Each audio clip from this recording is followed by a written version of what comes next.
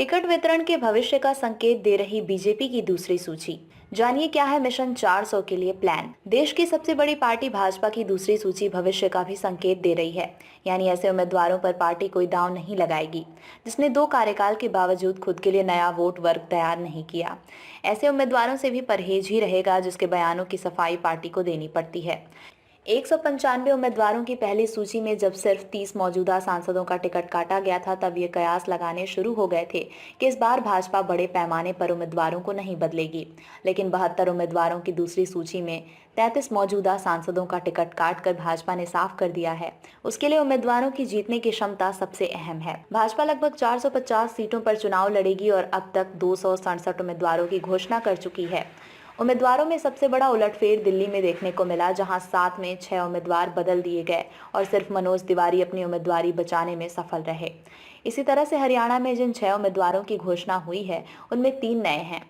महाराष्ट्र में 20 उम्मीदवारों में से 14 को दोबारा टिकट मिला है, जबकि 5 का टिकट काटा गया है। प्रीतम मुंडे की जगह इस बार उनकी बहन पंकजा मुंडे को उम्मीदवार बनाया गया है, जिस सांसद प्रताप सिम्हा के पास से रंगीन गैस छोड़ने वाले आरोपित लोकसभा के भीतर पहुंचे थे। मैसूर से उनका टिकट भी कट गया है। प्रधानमंत्री नरेंद्र मोदी 15 अगस्त के लाल किले से अपने भाषण से खुद को 140 करोड़ देशवासियों के परिवार के सदस्य के रूप में पेश करते रहे हैं, इसलिए कटा टिकट। भाजपा ने इस बार टिकट बंटवारे में अनावश्यक बयानबाजी करने वाले और दूसरे समुदाय के खिलाफ अनर्गल बातें बोलने वालों को टिकट देने से परहेज किया है। इनमें दिल्ली से प्रवेश वर्मा, रमेश बिधुड़ी और प्रज्ञा ठाकुर का नाम प्रमुख है। मध्य प्रदेश की राजधानी भोपाल से सांसद प्रज्ञा ठाकुर ने लोकसभा के भीतर महात्मा गांधी के बारे में आपत्तिजनक बातें कही थीं, तो रमेश बिधुड़ी ने बसपा सांसद दानिश अली के लिए अपशब्दों का इस्तेमाल किया था। प्रवेश वर्मा दिल्ली के दंगे के दौरान अपने बयानबाजी को लेकर विवादों में रहे थे। उत्तर प्रदेश की सभी सीटों पर चर्चा हो चुकी है, लेकिन घोषणा सिर्फ 51 की हुई है। माना जा रहा है कि बची हुई सीटों पर बड़े बदलाव दिखेंगे, इसलिए इन पर खेला दांव।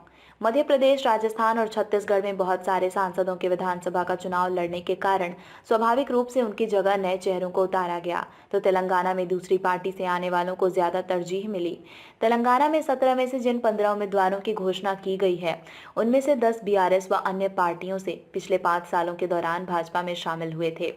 भाजपा के मूल कैडर में इसको लेकर भले ही थोड़ी नाराजगी दिख रही हो, लेकिन जीत की संभावना को देखते हुए भाजपा ने इन पर दांव खेलना उचित समझा।